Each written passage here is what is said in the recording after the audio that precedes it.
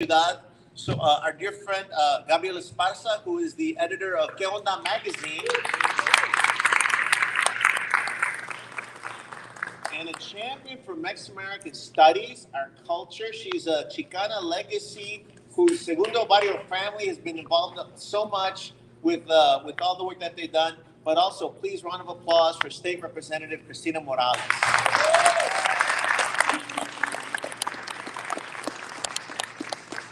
Y por favor, if I forget to name anyone, no se enojen conmigo, por favor.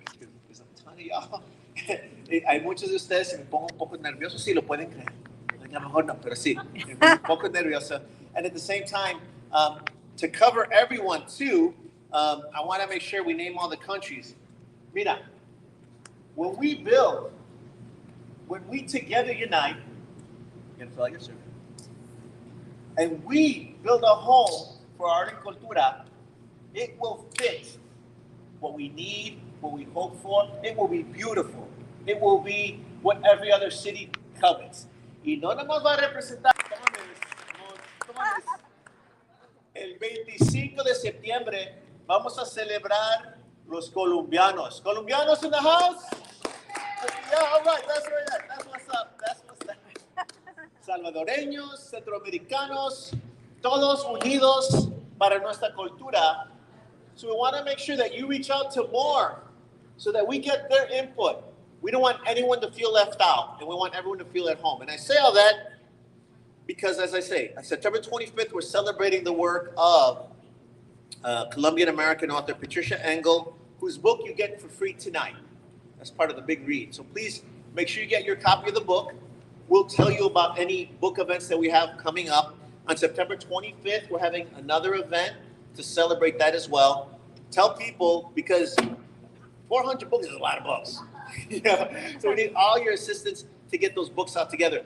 Pero también la cultura colombiana, they're not as big as the Mexicano community, the Chicano community, and we need to help them. That's what we're about. So we want to bring them out, get them some support, and make sure that they know that they've got support and that this facility that we build will house all of them, and then that they can also have pride as well. And I say all that because our next writer is Boricua. Any Boricuas in the house? Yes. Eso! Puerto Rico!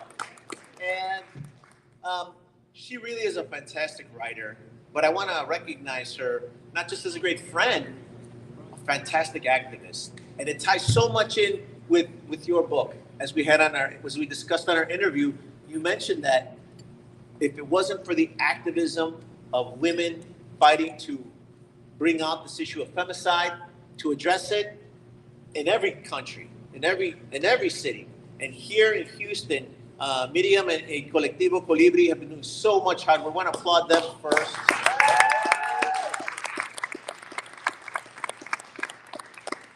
And as we get prepared to hear her writing, I do want to say something else. We're in a very lucky era because there were activists and writers who came before us, had more talent, did more work, and were not recognized.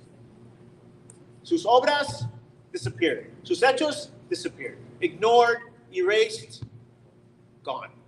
We are in an era where it's being appreciated more and more. And I say that because we should not take that lightly, and we should lean into it, and we should celebrate each other. So I'm also on the board of the BIPOC Arts Networking Fund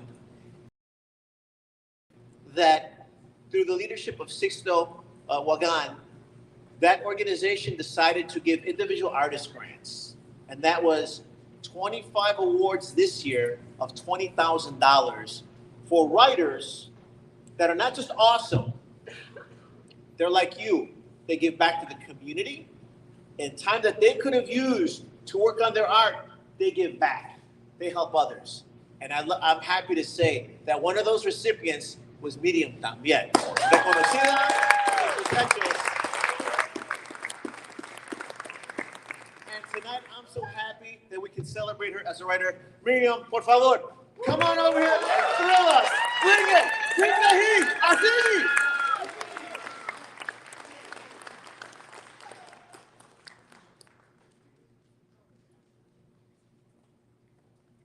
Oh my God. I'm so happy to be here with you guys. Estoy muy feliz de estar aquí con ustedes. ¿Se escucha bien? Vale. I feel like the city is hugging me and is kissing me. I don't know. I feel so good. And thank you, Tony, for your words, for your actions, for inviting me. It's an honor for me to be next to Cristina Rivera Garza. We have a lot to do in this city. ¿Se oye bien? Oh, vale. I'm going to start with a plegaria. I'm from Puerto Rico. Y nuestras diosas, o digamos, orillas, son Yemayá, Changó, o Chuño ya. Y bueno, quiero que la sientan conmigo. Y if you don't understand Spanish, just feel the poem and the words and the emotions and the... Anyway, plegaria. A mis diosas y a mis demonias, habitas en todas las luces y sombras de mi caminar. Existes dentro y fuera del útero universal. Pariste a mis diosas, orillas, Yemayá, Ochun y Oyá, y también a mis demonias, Lilith, Santa Marta y Pombayira. A las ancestras que me acunaron y a las que me abandonaron, en un intento de esquivarse a sí mismas. Eres todas en ellas y en mí, en una sola carne y en todas las energías. Dame la fuerza para alojar mi universo, así como se la diste a tus hijas para levantar los mares. Se igualaron en el Edén y devoraron para alimentar su propio fruto. Dame la voluntad de estar satisfecha con mis acciones. Suelta culpa y libérame de las mías. Sana, madre mía, sana. Tú que llevas la vida y heredas la muerte de todas nuestras historias, llénalas de ritos.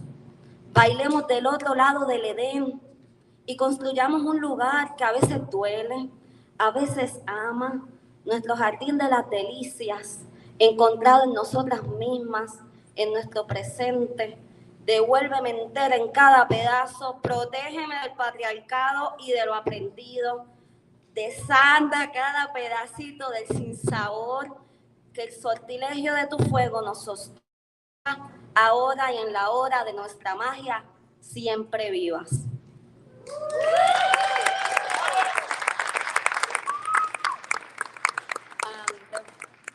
El próximo poema, you know, when you are trying to figure out a quién tú te pareces and you don't like and it's so good to realize that you are just like your mother.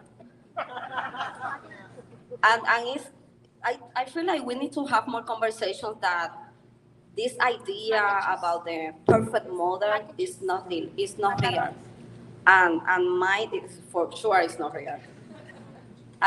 Anyway, so I'm healing with you guys, and I'm very open with my feelings and emotions, and that's why we are poets, right? Because we Autorretrato, ancestras.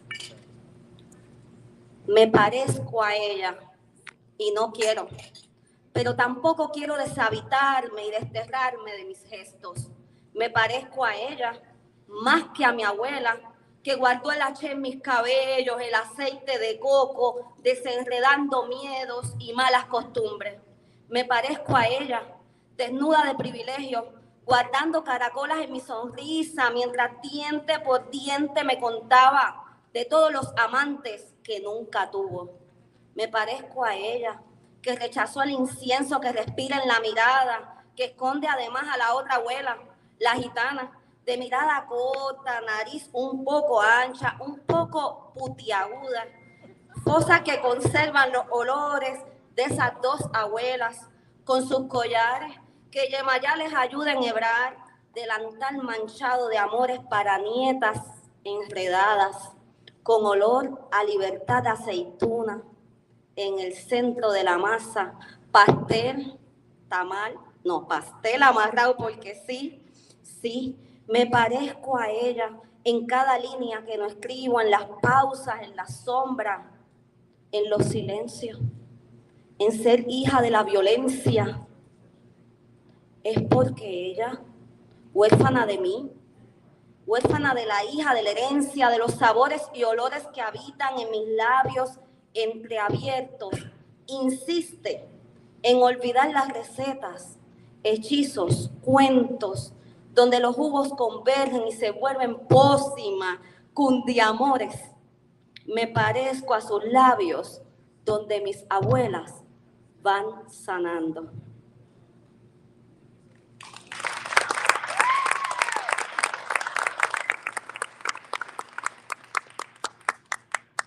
Y bueno, este poema, I don't like this poem. I don't like this poem, but for some reason, I don't know why the people always ask me for this poem.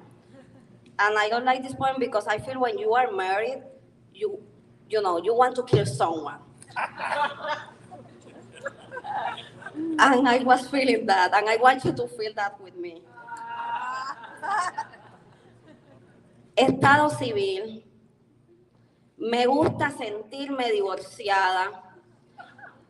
Vomitar las monedas repetidas que se permutan. Me gusta creerme divorciada. Evocar el caótico fénix que derramó en mi estómago un cántaro de lava. Me gusta pensarme divorciada, aun cuando las agujas del reloj se derritan a las 6, con el olor de la cena recién puesta, desabrida y monótona. Me gusta imaginarme divorciada, sostener la copa hasta quebrarla. Quién sabe si callar, sangrar o buscarme fragmentada. Solo sé que me gusta soñarme divorciada. Muchas gracias. Thank you.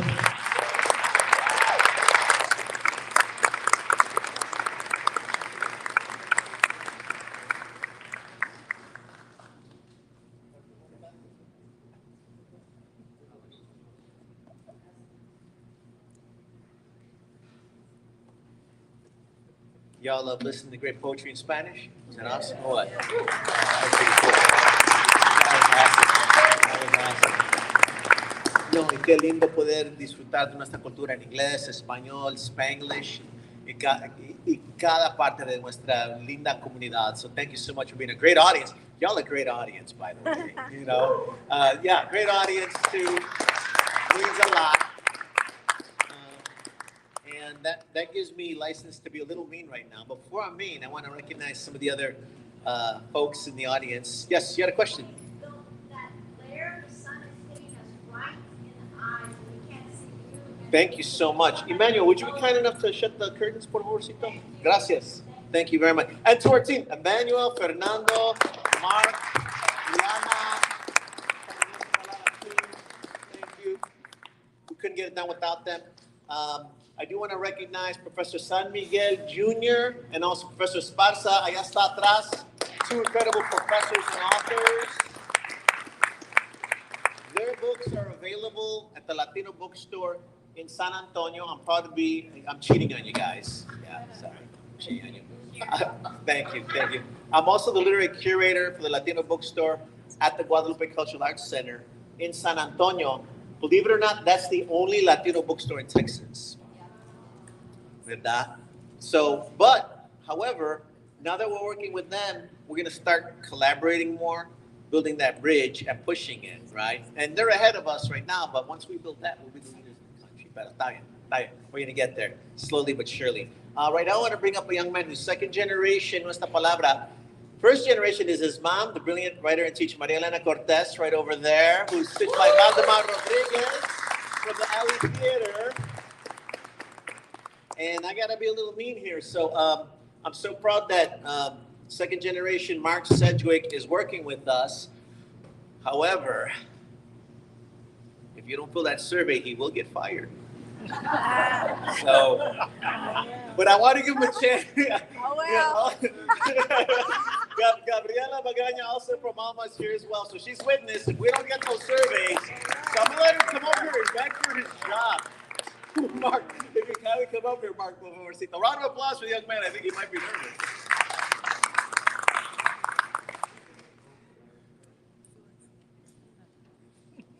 Hey, what's going on, guys? So I'm going to share a little story because there are a lot of people in the audience right now who I grew up watching, mentors, but also their kids growing up, and now it's just a really cool full circle moment to be second generation. And so yeah, thank you to my mom for all the teachings and for meeting people. We talked about it on our last podcast, the Shine podcast, shameless plug. But we were talking about how you've made so many great friends over the years, and a lot of people in the audience actually know my mom and have worked with my mom. And so, yeah, it's been great to study your friends. And then now I get to work with some of your friends, and I've been able to interview some of your friends. It's just so cool. And Tony Diaz, we got to get you on the Shine podcast soon, buddy. Looking forward to that. But yeah, so the big thing that I'm now doing is I'm also a teammate of Nuestra Palabra, but we're also on the next mission with Nuestra Palabra and Alma to create that new place that they're trying to work on. And what we're doing is we have a survey. Okay, so we got a QR code. I wish we had a drop down so you guys can scan now, but we'll make sure if you guys haven't gotten it. Have you guys gotten this yet? No. Okay, so I'll make sure to hand this out to everybody before you leave.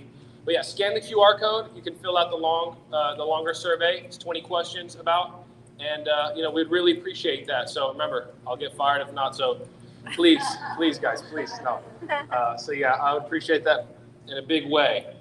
It's gonna, and remember, it is 20 questions. I know it's like taking a test, but it's easier because it's not hard questions. It's just about you and your preferences for what you want in the upcoming place that they're going to be opening to host events and share art and highlight, the community. So yeah, please do that. Another thing I want to announce to you guys is, the upcoming event, September 25th, the Nuestra Palabra and the NEA's Big Read, Celebrate Latino Readers. A lot of you guys might have already gotten the free book, but we're going to be giving out more of those. And the author is going to be there, right, Tony Diaz? The author of that is going to be there, so you guys come check that out. It's going to be awesome. Infinite Country, 6:30 to 8 p.m. 400 copies, as he said. Houston Community College. You guys make sure to get one of these schedules so y'all have the actual complete address. And so thank you so much to my mentors. For those of you who are parents and teachers, a lot of educators and community leaders, we need lights in the world to show us, the next generation, how it's done. And I appreciate, the many years that you guys have already invested into us, and to many more years. Thank you guys.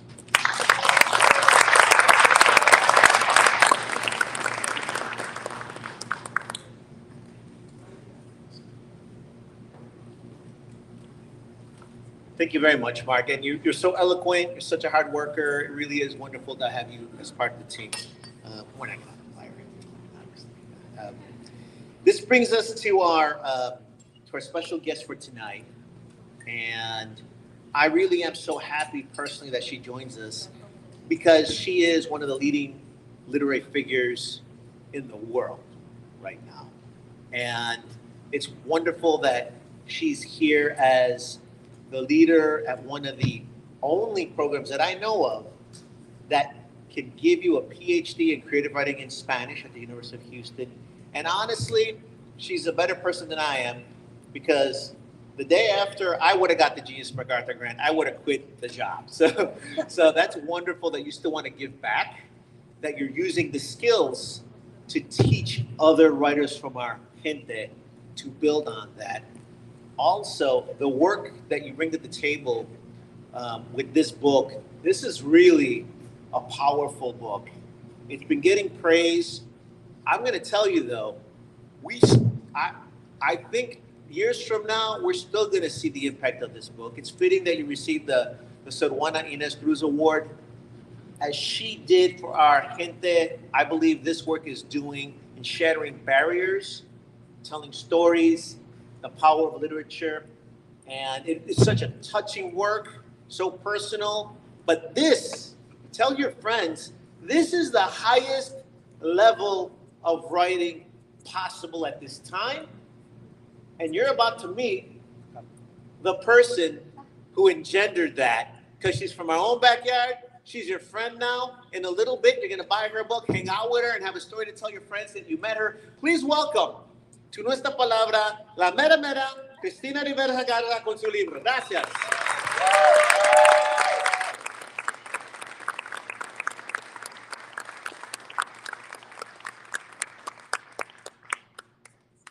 What an introduction, huh? That was wonderful. Thank you so much. And it's been a great evening. Wonderful writers. Thank you to the poets. You've been just fabulous and so luminous, and just your words and your emotions and your presence right here. Thank you so much. It's a privilege to read with you. And thank you, everybody. Thank you, Tawny, for organizing all these events. And thank you to the team, and especially to all of you for being here. We are right in the middle of the week, and yet we're drinking and running into friends, and we are talking literature, which I really, really love. You know, I was in Mexico just 2 days ago. I arrived in Houston yesterday, and you know that Houston is growing on you when you catch yourself telling your friends in the middle of August, it's not that hot. I really think it's fine, right? Every time that I've been catching myself saying that, it's like, oh, you know, I'm lost. I just love this place. I'm very much into Houston right now. So thank you to the city and all of you who are the city right at this moment. I'm going to be sharing with you a book that is very personal, a book that was very, very difficult to write.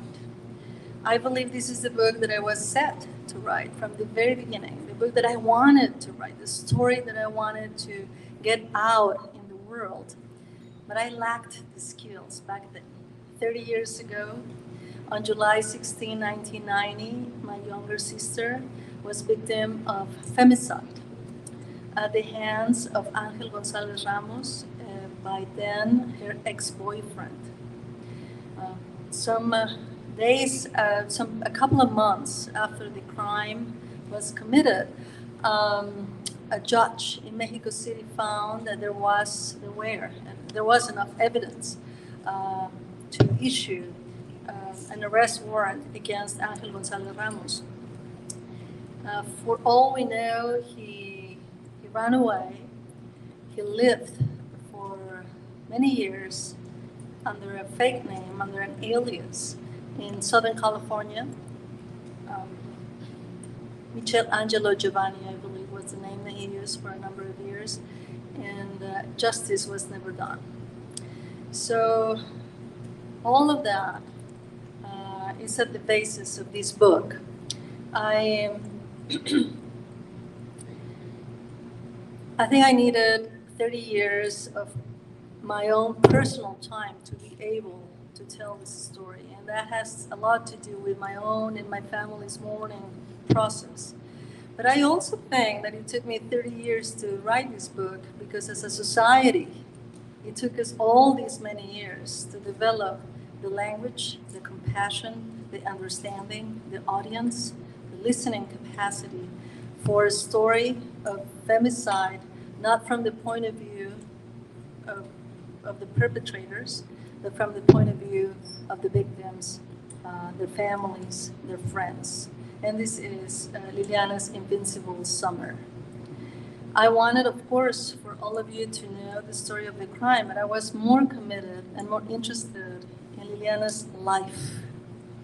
It is very common that when violence is involved, we tend to emphasize that, the injustice, the violence, and we do that rightfully so, of course. But at the same time, we tend to forget the complex, wonderful lives that we are missing when our loved ones are taken from us with such cruelty. So Liliana's Invincible Summer, it's a book in which you are going to get to know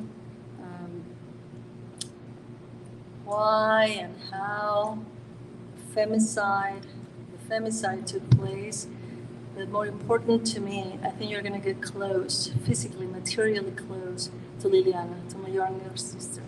And that's the reason why in today's reading, I'm going to start by reading a letter that she wrote. You have to know that for me to be able to finally write this book, I had to get into Liliana's possessions. I knew we had gathered all her belongings into some hard board boxes in our family home, but I had never had the courage to open them up and get to know what was there. So a couple of years ago, some years ago, I finally was ready and able to do that. I was in fact looking for an address book. I just wanted to get some information because my interest was to open up the case again. I wanted to be able to find and catch this femicider. I know this is not a common word in English, but perhaps we can talk about that a bit later. And what I ran into was way more than that. I didn't know that my sister had built an archive of herself. I didn't know that he had carefully stored letters, notes, postcards, books, blueprints, everything. He was such a good archivist of herself. And once I saw that, once I opened up those boxes and saw that, I realized that the book was there, that it was her voice that was going to be leading me through the writing process. And I think it's just, it's very just, it's fitting that I start this reading precisely with her voice. This is a letter that she wrote. And remember, this is just a teenager. She wrote this letter. It didn't have a specific date. She must have been, I don't know, 16, 17 years old. And I want you to hear her first. And then I'll go into the book as such. All right? I've chosen some 9-10 pages to read tonight. I hope it's not too much. And I hope we get a chance to talk about that in a Q&A session afterwards.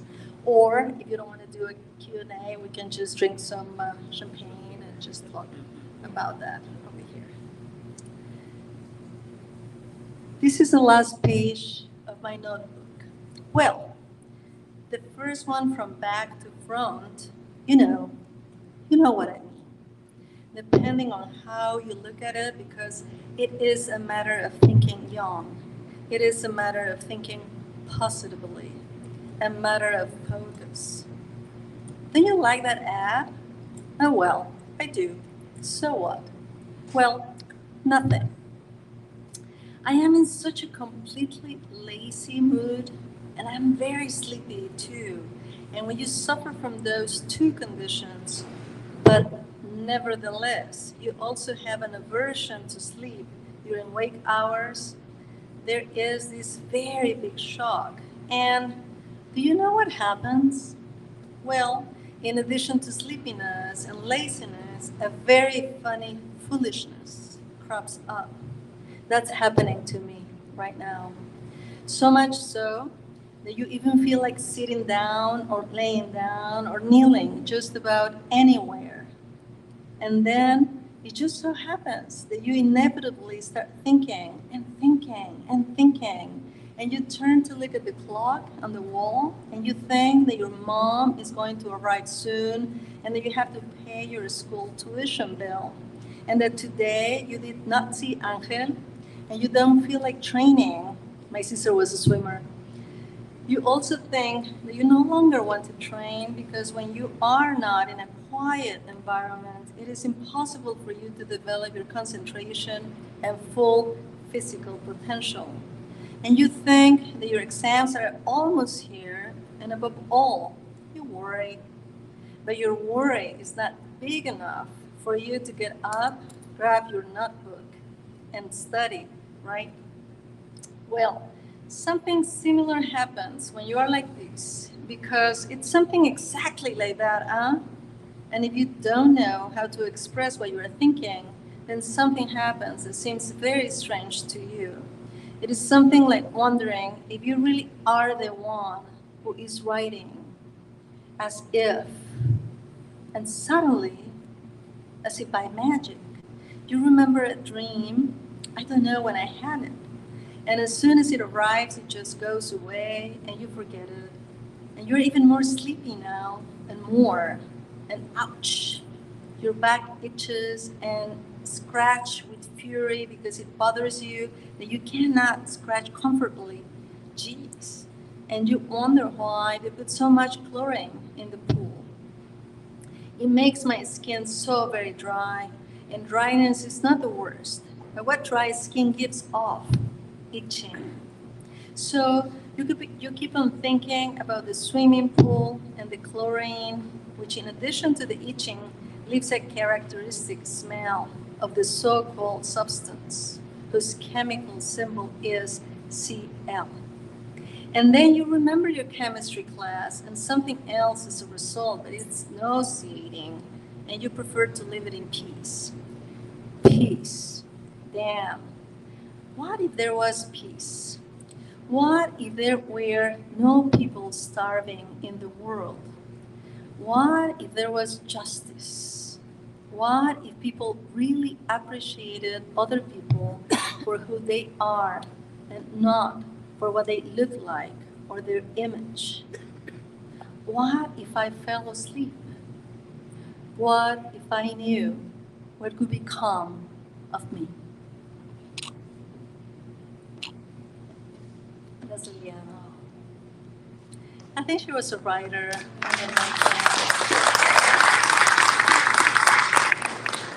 As I've been saying, she was not only expressing her feelings, she was working through the form of the letter as such. And I think that's a sign of a writer, that you're not only concerned about sharing with others what you are going through, but you're also very aware of the form, of the tradition in which you are inscribing your own writing. So I think she had that in mind. As it turned out, she was an avid reader. I knew that she read, but I didn't know to what extent. But we can talk about that later. Let me read to you a little bit of the story.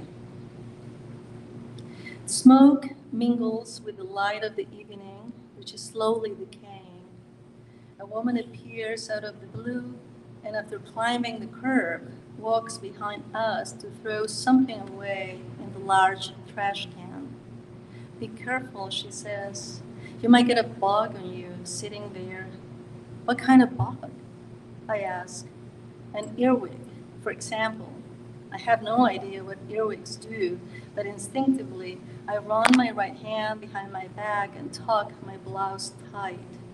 Then, suddenly, as if she teleported herself, she's next to two policemen who stand by the parking entrance to Agency 4A in Azcapotzalco.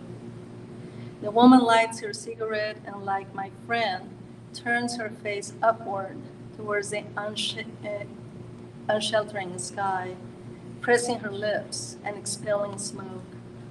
Carbon monoxide, ozone, sulfur dioxide. Farther back stands the factories whose numerous incandescent lights have just been turned on, the last shift. And above it all, the messy and blurred thing that is the night sky. Here, above, under the foliage of the tree and the song of invisible birds, we are protected. Here, we can speak of love. Here, in the territory that surrounds the Agency 40, my sister passed away. I stand corrected. She was killed here. According to the arrest warrant, he killed her here. On the morning of July 16, 1990, 2 or 3 policemen left this agency for Calle Mimosa 658 in the Pasteros neighborhood. An emergency call, a community in suspense. Tomás Rojas Madrid, the journalist who covered the case, might have opened this very door on his way to work. The forensic reports and photographs and the witnesses' statements arrived here first. Here, at some point, preliminary inquiry 40913-990/07 passed from hand to hand.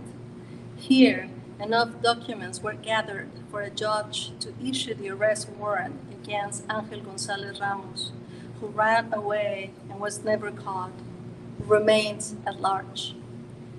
Maybe I was here 29 years ago. One of Mrs. Irazábal's assistants walks by and, taking pity on us, tells us to join her inside at her desk. The lawyer, her boss, does not have the dossier we're looking for, she explains with infinite patience. The lawyer, her boss, is the head of the cold case unit. If they sent you here, it is because someone believes that there is a chance that a dossier from the long ago could have been kept here. A chance, I hear.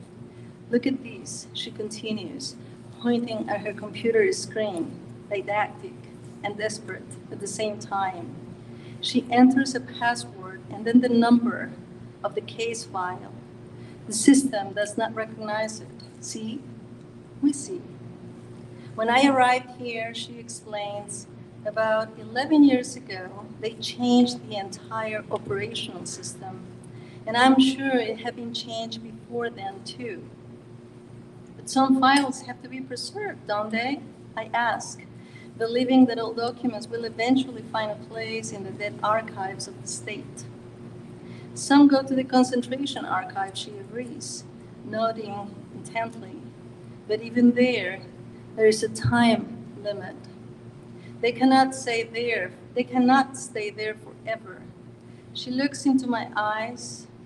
Do not believe for a minute that records live forever. I don't blink, even as I stop breathing. I barely move as an army of ants creeps up inside my lungs, leaving a burning trail in their wake.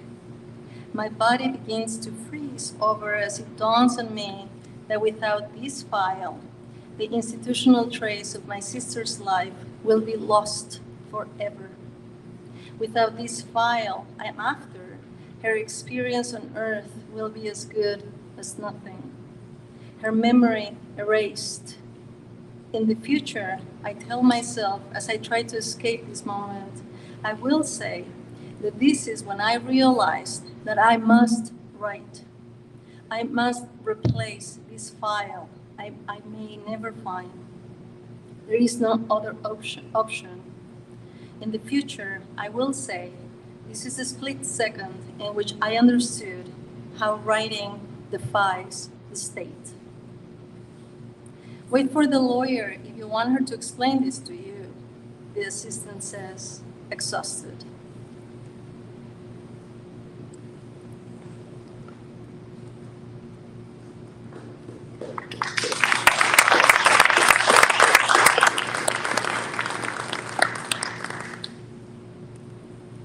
Oh my gosh, here it is.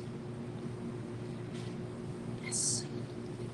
Femicide was not officially recognized in Mexico until June 14, 2012, when the Federal Penal Code incorporated it as a crime. Article 325, the crime of femicide is committed by someone who deprives a woman of her life because of her gender. Before that date, femicides were called crimes of passion. The victims were loose women, wayward girls, women without fear of God. They were called, why does she have to dress like this? They were called, women have to respect themselves first. She must have done something to end up in this mess. It was her parents' fault. She made a poor decision. They were called, she deserved it. The lack of language is overwhelming. The lack of language handcuffs us, suffocates us, strangles us, shoots us, skins us, cuts us off, condemns us.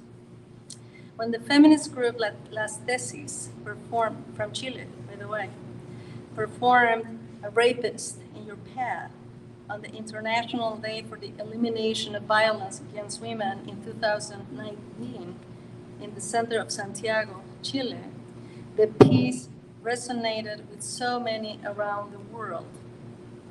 And it was not my fault, or where I was, or how I dressed. Such pure, devastating words. It was a language already in use, the language that various groups of activists and various groups of survivors had put to work in courts and in squares, in bustlings, marches, and around dining room tables. But it had rarely reverberated like it did this winter of 2019. So forceful, sharp as a knife, overwhelmingly true. Patriarchy is a judge who judges us for being born, and our punishment is the violence you now see. Do you know that the first time I called the district attorney's office to request an audience, they asked me what I was looking for? My friend smokes with unwavering dedication. There is a certain sensuality to the way she holds a cigarette between her fingers, and then in the way she brings it closer to her face and places it with such a delicacy between her lips. Taken aback, suddenly frozen. I didn't know how to answer, you know? I stammered. I hesitated. I'm looking for her file, I said. The smoke in the air, the scent of something very old between our bodies. Just that? The voice on the other side of the phone insisted, puzzled. It is femicide, impunity for my killer. It is a disappearance. It is rape. Right then and there, I realized in the course of that phone call how little I was asking for, how little that was, a file. No, I said, speaking hurriedly, now as I was afraid he'd hang up on me. No, I'm looking for something else. The rapist is you. The figures formed by tobacco smoke rise and little by little dissolve into the air. I want to find the murderer, and I want him to pay for his crime. I fell silent again. I swallowed hard. I seek justice. I finally said it, and I repeated it again, echoing so many other voices. I repeated it once more firmly this time, with absolute clarity. The oppressing state is a male rapist. I seek justice. And it wasn't her fault, or where she was, or how she dressed. I seek justice for my sister. The rapist is you. Sometimes it takes 29 years to say that out loud. To say that out loud in a phone call with a lawyer at the General Attorney's office. I seek justice. Sometimes it takes an eternity to return to Azcapotzalco and sit under the sheltering foliage of a tree as you listen, trembling with fear, full of disbelief, to the improbable song of some birds.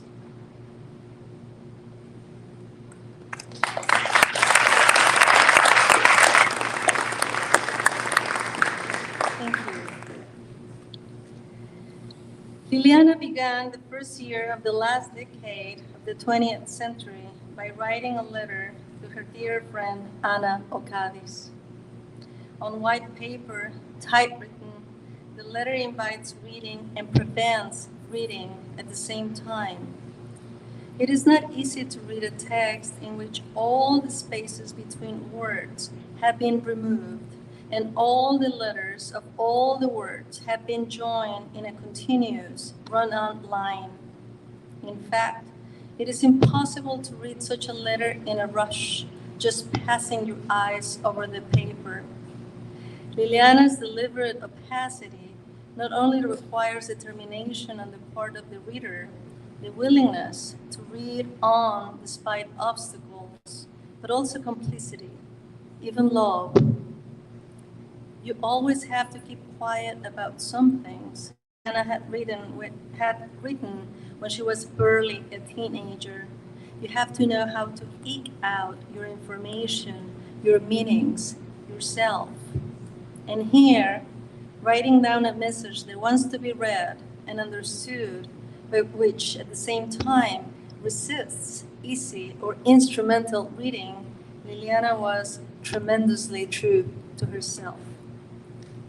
And there is a picture of the letter in the book, and I wish I had thought of bringing that image here, but I didn't, so just picture that in your mind. It's like experimental writing, by the way.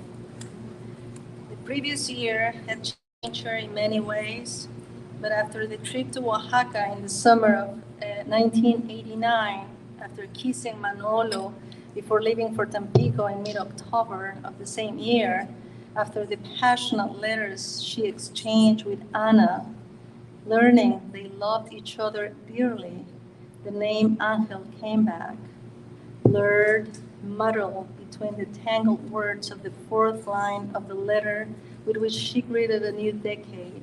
The name was still there. How can I get involved with someone else knowing that Angel is still around? And a few days before the fall of the Berlin Wall, the ghost of his name haunted her once more, as seen on the first page of Notebook 2. November 6, 1989. In spite of everything, I'm here. We find ourselves here, being part of a stupid nucleus. Are there exits, doors, windows? Maybe, if only there was a window. What is happening? The world turns and turns, and I'm still here, as if nothing were happening, static, still. Why did Liliana keep returning to a relationship that from the outside at least offered her only instability and harm? In No Visible Bruises, Rachel Snyder suggests two alternative questions. The first, why does the predator come back again and again? The second, what is the most logical reaction when someone is attacked by a bear? The first question gives us space to explore the consequences of toxic masculinity in a patriarchal society, inviting us to consider how patriarchy deforms and hurts men as much as it does women. The second question takes us directly to the center of a dramatic crossroads, a matter of life and death, a moment of decision. If a bear attacks you, do you attack him back, knowing that he can easily kill you? Or do you play dead and give up? Victims stay because they know that any sudden move will provoke the bear. They stay because they have developed tools over the years that have sometimes worked to calm down an angry partner, pleading, begging, promising, and public displays of solidarity, including against the very people, police, advocates, judges, lawyers, family members, who might be the only ones capable of saving their lives. They stay because they see the bear coming for them, and they want to live. When the institutional systems that are meant to protect women against domestic violence fail, and they do quite often and quite notoriously, they increase the material and symbolic power of the predator. In 1990, when no one was talking about intimate partner violence, when violence against women was still regarded as a crime of passion, when neither the victims nor their loved ones, nor even the abusers themselves, were capable of describing and hence defining and thus counteracting the violence exercised in the name of love, under the guise of love, it was all too easy to be unaware of the moral risk that such violence implied. In that opaque letter, so difficult to read, Liliana was talking about a game, a match she was aware she could win, or just as easily lose. A battle between giants in a city of fury. Until the very last moment, my sister thought she could win. She thought she could fend off patriarchy by herself and overcome it on her own.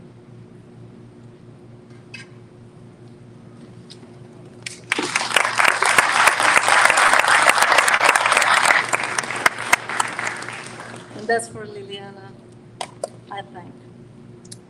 This is the last part. What exactly happened at dawn at Mimosas 658 after Angel Gonzalez Ramos forced his way into Liliana's personal space surreptitiously and uninvited after paying 3,000 pesos to a street junkie? No one can say for sure. It's all guesswork at this point. Only the murderer knows, and he has decided to keep this information to himself since the summer of 1990, when he went on the run.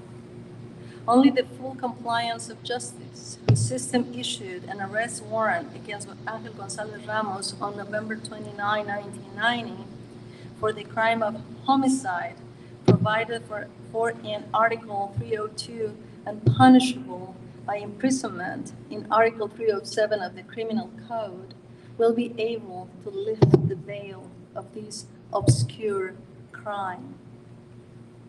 The questions that journalist Tomás Rojas Madrid posed again and again in his article for La Prensa are as valid now as then.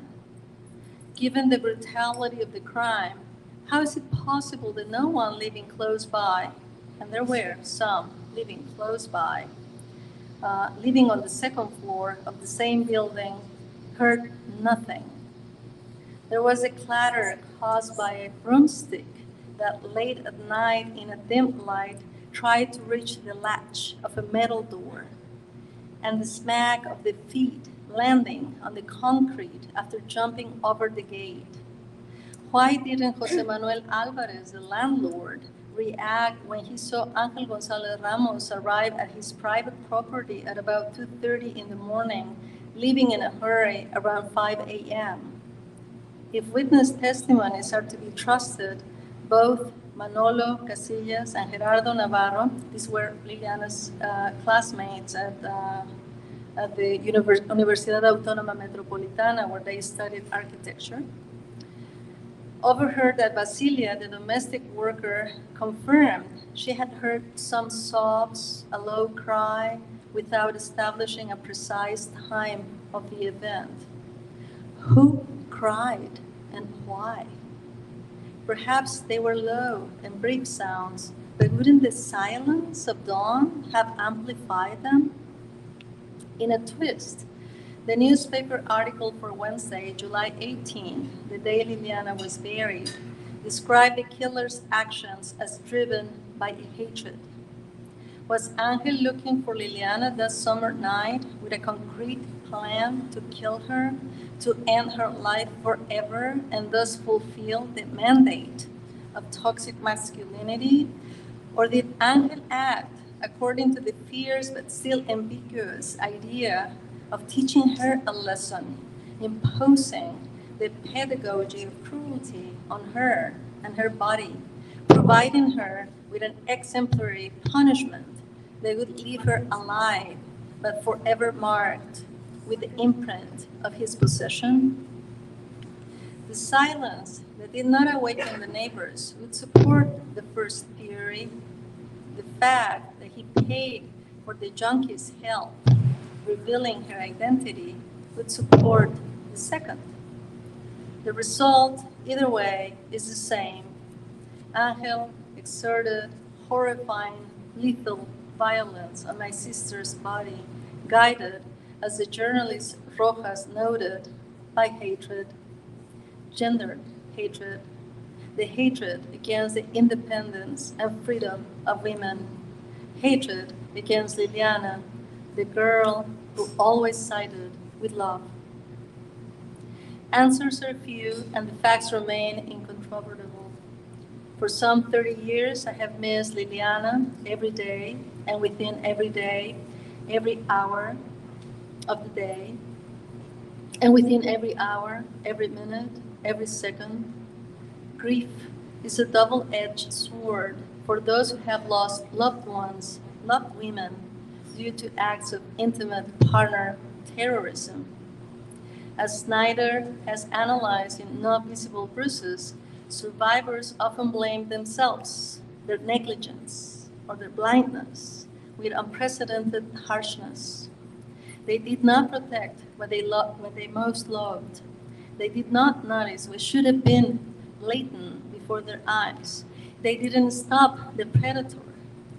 The pain that is not detached, not even a millimeter, from guilt and shame gets stuck before mourning can begin, staying in a formless limbo where words lose meaning and the connection with others and with the world fades slowly. Families flee inward, hiding even from themselves.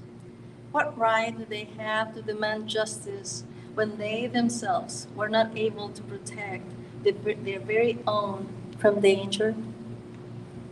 The system in charge of blaming the victim, moreover, starts working when things are still fresh, and it does not stop over the years. It is a methodical and crushing machine whose blades mince any interpretation that veers from its verdict.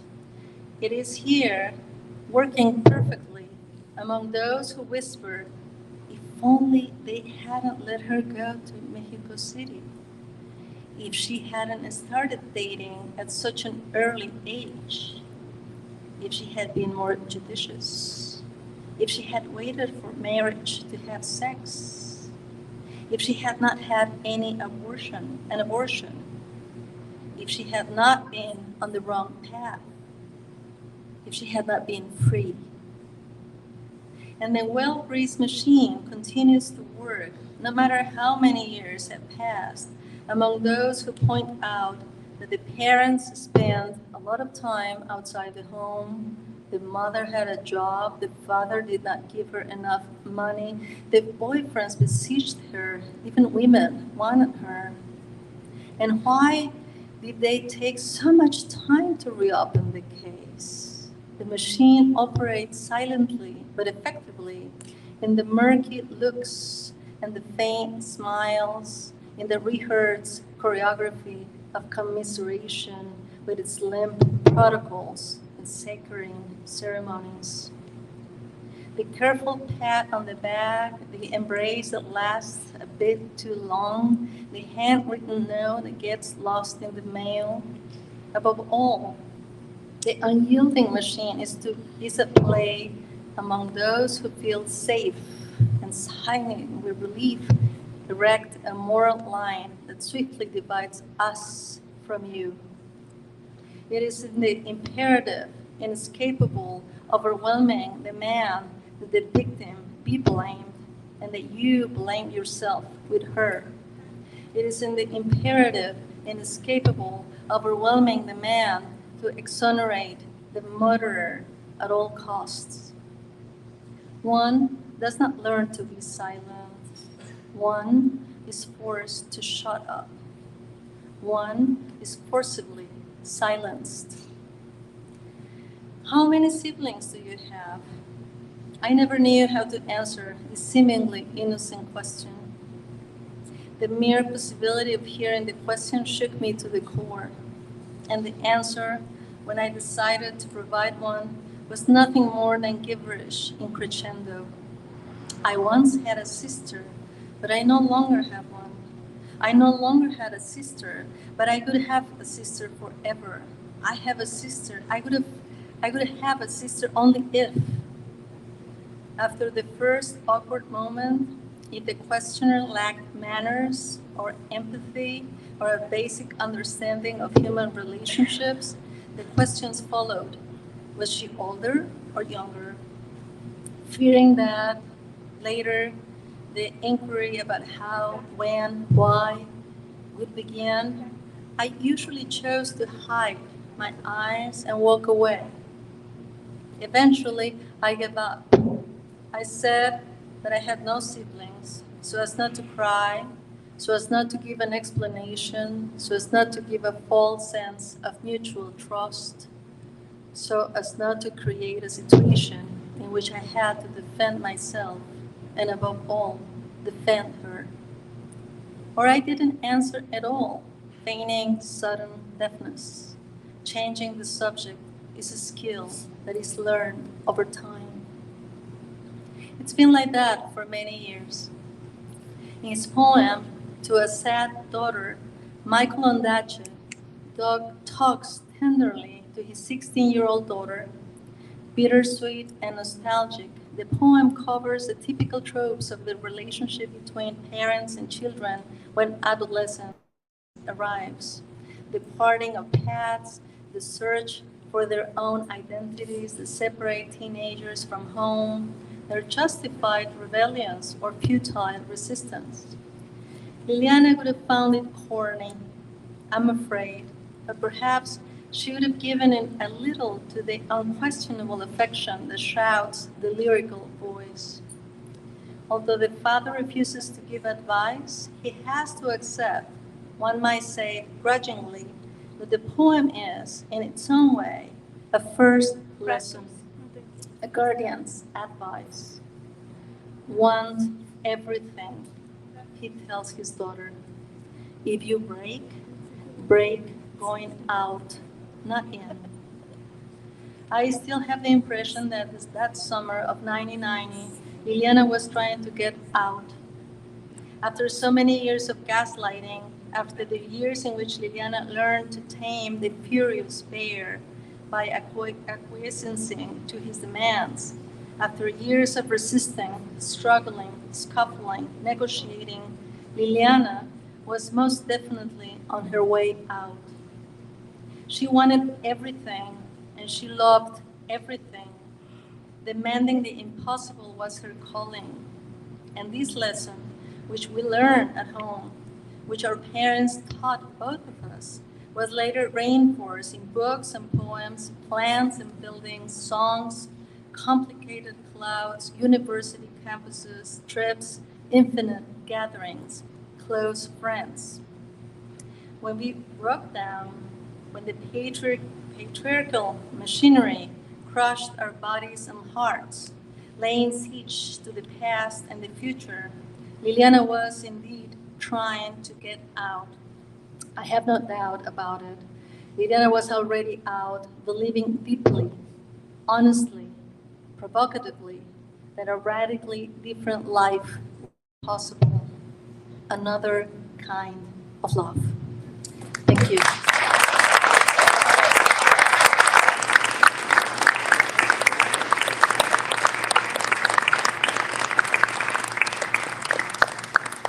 I guess if you are still with me here, and if you have any questions, we can have a brief Q&A. Otherwise, we can have a conversation down online, or you can have a drink, and then we can talk. You tell me. I'm very happy to be here sharing this work with you. Yes. And I guess we need a microphone for the. Do we have one? We don't have one? I can talk loud. You are loud. Or you can come over here. Yes, I am very loud. Thank you.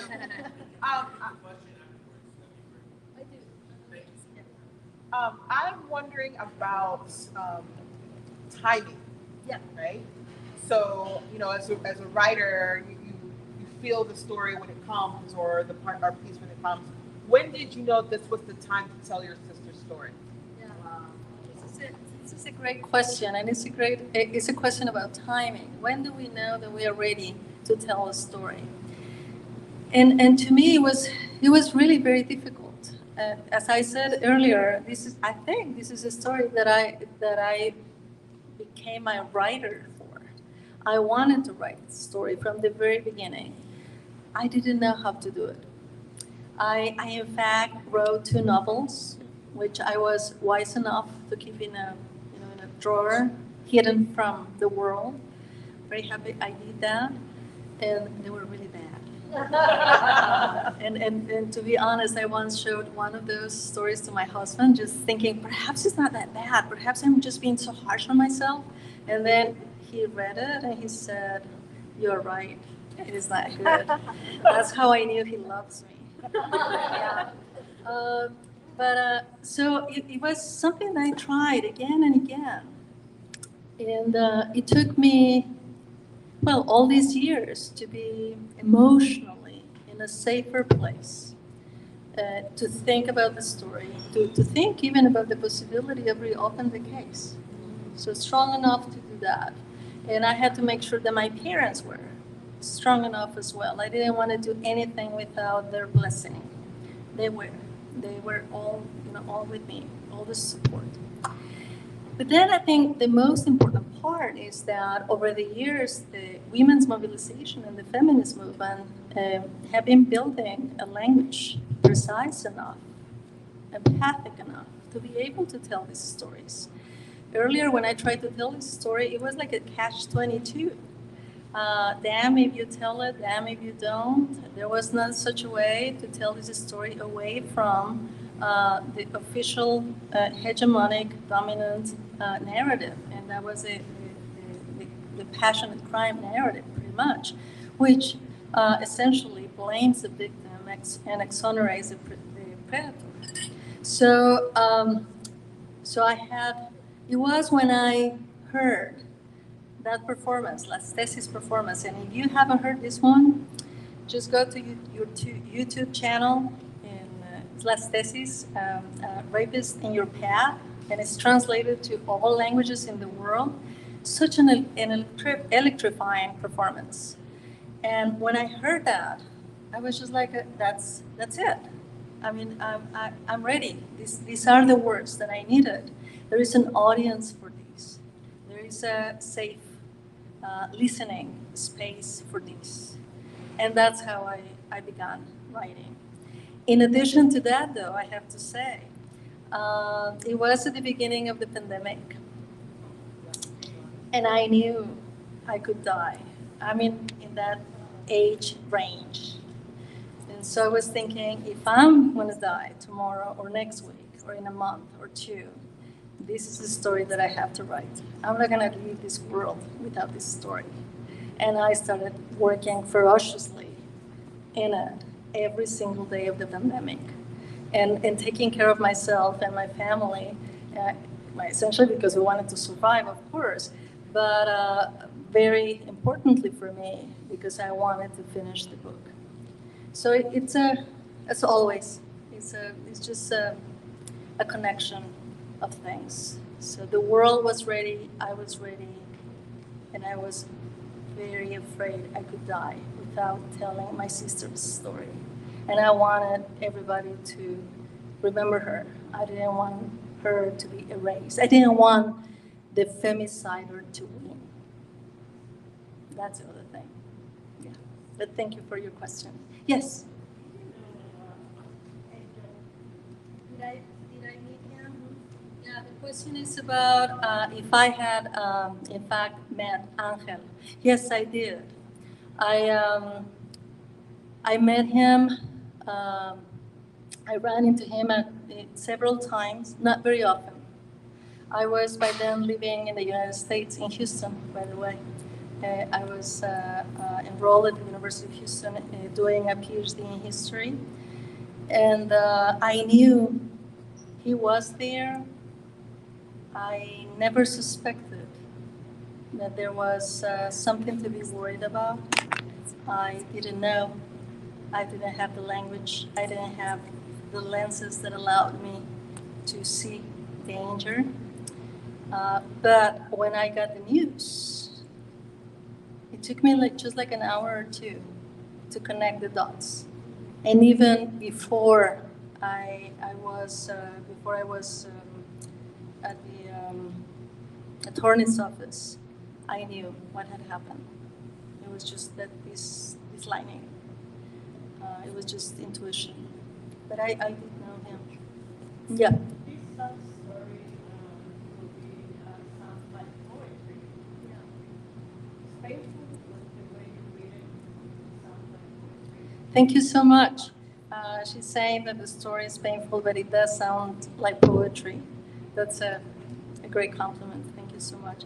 You know, I knew that we know this story. We know this story all too well, right? That's one of the issues. That's one of the difficulties in writing stories like these. We know them. And so as a writer, I thought my task was to subvert the story, to interrogate the narrative, to turn it around. And I did whatever I could. I used all tools and knowledge available to me to be able to subvert the story, to tell the story from her point of view, and to challenge the dominant narrative. To say this is not his story. This is not a story about the killer, but the femicider. And I insist on the use of this word because I know it is not commonly used in English, and I think we need to use it because this is a very specific kind of crime, and there is a word. Sadly, we know that word very well in Spanish, femicida.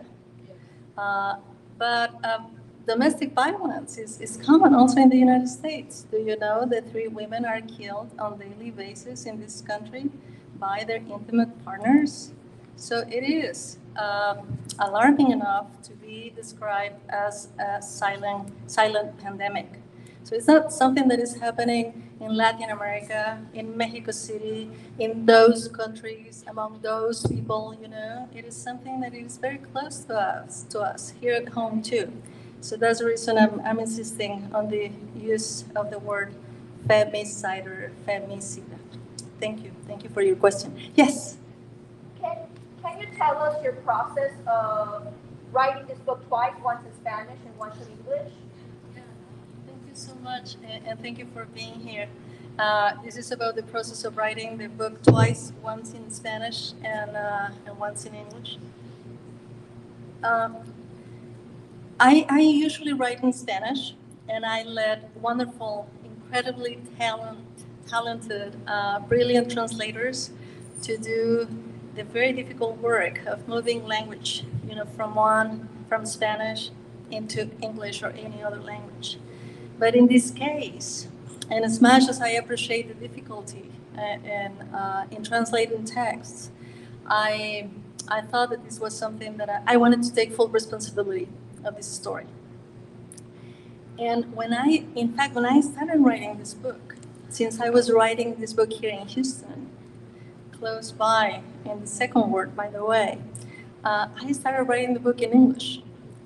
And then I wrote sections like about a page or 2 in English, and then I would write the same pages without looking at the English version into Spanish. And then I would move into English and then back into Spanish. And I was kind of writing and revising at the same time. It was very slow, maddeningly slow. But I thought it was faithful to my thinking process. Much of what I was trying to say came first in English, and then I was kind of translating that English into Spanish, and then back into English.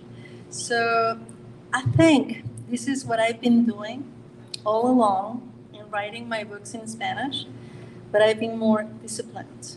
I've been more, I guess discipline is the word. I've been just, thinking in English, but writing seriously in Spanish.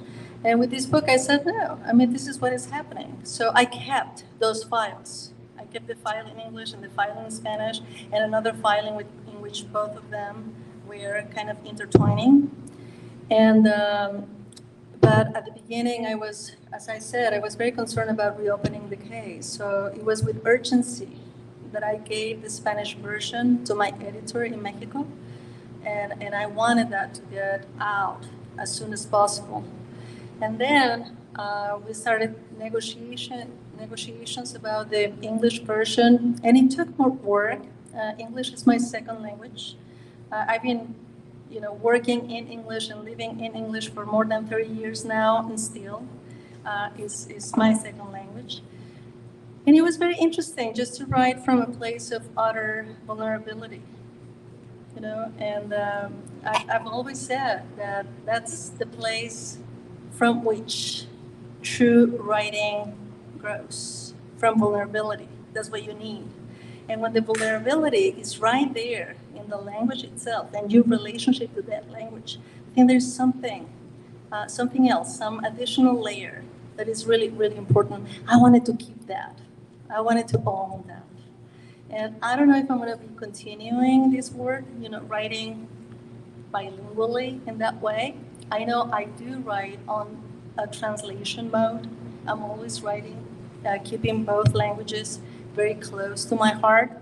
I don't know if I'm going to continue authoring in English, as in this case, only if it is necessary, if it is organic to the work. But it was a great lesson for me, and it was also a way of owning the place where I've been living for such a long time. More than half of my life is spent here in the United States. Yeah. Thank you. Yes. Hi. So a lot of us writers have experiences and traumas that we have maybe experienced, stories we want to share, but maybe we don't want to embarrass our families because we don't want to share our true traumas and testimonies at times. And maybe how we overcame them, that's the whole purpose, is to overcome them, right? So where do you find the urgency and the time to decide, all right, it's time. I'm going to share the light of the hardships, of the darkness, and to overcome the situation. You all heard that, right? He is loud enough. Yes, I don't have to repeat the question. It's such a good question, too. I said earlier that when I started to write the book, I talked to my parents first. I wanted to know they were okay with that. I couldn't have written it if they had told me, no, we're not ready for that. We don't want to go that way. We don't want to re-experience all that. If they had told me that, I would have said, okay, that's fine. I won't do it. But they were all for it from the very beginning. And then we are social beings. We become what we become with others. So I wanted to interview, to get in touch with Liliana's old friends, with family members who have been close to her, with people who have known her. So, and that's the reason I was looking for that address book that I mentioned earlier too, because I wanted to have their input as well. And I posed the same question to them. I mean, if they would agree to have this story exposed and their version of this story out there as well. All of them were for it too. All of them were very open about it. If I may say so, women were more passionate about sharing the story than men, but perhaps that's just me. But I had to make sure that they knew that I was going to be talking with them, interviewing them, most of them over the phone, knowing that I was going to be transcribing the interviews, that I was going to let them read the transcription, that they were going to have a say in what could be in the book and what they weren't feeling comfortable with. I rewrote most of these interviews. I mean, there is a way in which we speak, and that's not necessarily what you need to have there in the written page. So I rewrote a lot of that, and they had a say about that as well. One of Liliana's friends, for example, I remember this very clearly. He said, "I would have never used the word campus in my answers, so please erase that." And I said, "That's okay, because we don't use the word campus in Spanish, right? No decimos vamos al campus. This is vamos a la escuela. Even if you go to the university, you're still going to school, right?" And so I think that created a sense of trust, a complicity, a sense that we were going through the experience together. We all had gone through some terrible experience, each one of us from a very different place. We had experienced trauma, as you say. I think each in our own way, we're trying to work with that. And the interviews, the collaboration, the conversation, the sense of togetherness gave us much. To at least to me and my family, it was enough to transform a very forcibly silent mourning process into an embrace, a mourning that now feels as an embrace. And, Liliana's name has popped up in various demonstrations in Mexico City. Some artists have been painting her or adding her words to some installations and some murals, some artistic work. Liliana's pictures have been also present in some Day of the Dead altars. So it's been a real material sharing of something that sadly is not only experienced by my family, but by many families in Mexico. There are, to this day, 10 women are killed on a daily basis in Mexico and in Honduras, by the way. That's the data.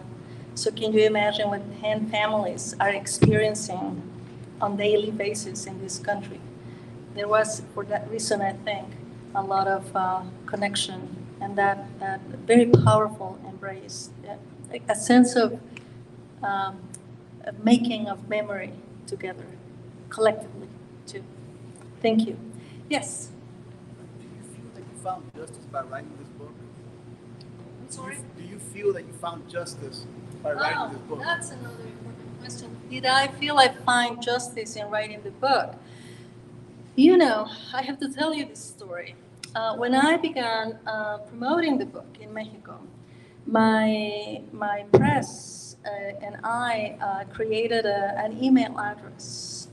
And we were asking people to kindly send us information if they had any information about the femicider. And I did receive many emails, and I did receive a lot of information. One of these emails alerted me to the fact that Ángel González Ramos had been living under an alias in Southern California, Michelangelo Giovanni, and that he had died on May the 2nd, 2020. 2020. I had to hire some detective just to make sure that that information was true. And it seems that someone under that name, in fact, drowned himself in, what's the name of these? In some bay by LA. Now, at that point, I was devastated by the news because I had hoped to be able to catch him. I had hoped that justice would be served. And when I learned of this possibility, I just thought, man, all these things that we all did, that we all created together for nothing. At that point, I got in a very powerful, for me, very informing and illuminating conversation with Sayuri Rivera. She's the fiscal for the feminicidios in la Ciudad de Mexico. And then she said something that was really important to me. She said, okay, justice is not only punitive justice. That's an important part, and we have to keep our eyes on that. But there is another aspect of justice, restorative justice, restitution. Truth and memory are important in this other kind of justice. And truth and memory have been honored in your book. So we're doing something that is encompassed by this other idea of justice. Something that at times it feels to me is not only human, but cosmic.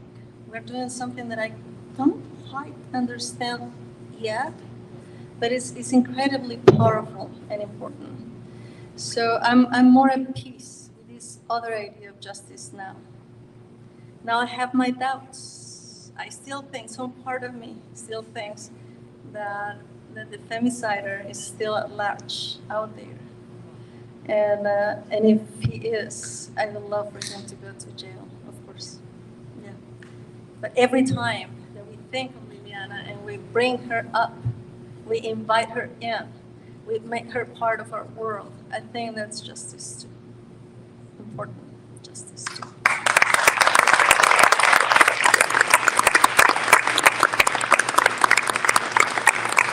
Gracias, muchas gracias por estar aquí. Thank you so much, and we can continue the conversation around here if you want to. Thank you for your questions and for your attention. Liliana goes places. That's important. She's with us now in Houston. Thank you.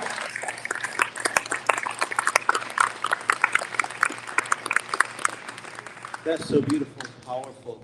And we're going to do one last thing before Cristina will convene right there at that table to sign your books, take pictures with you.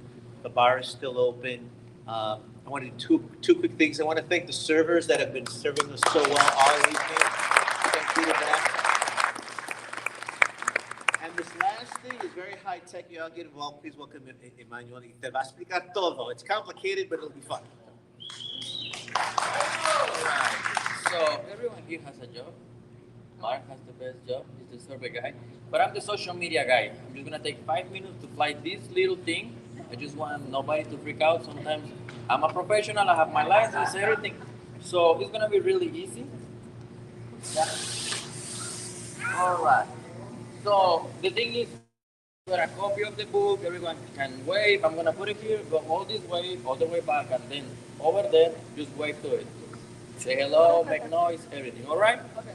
You guys ready? All right. So I'm gonna start with this side. Make noise, wave, say hello. Record.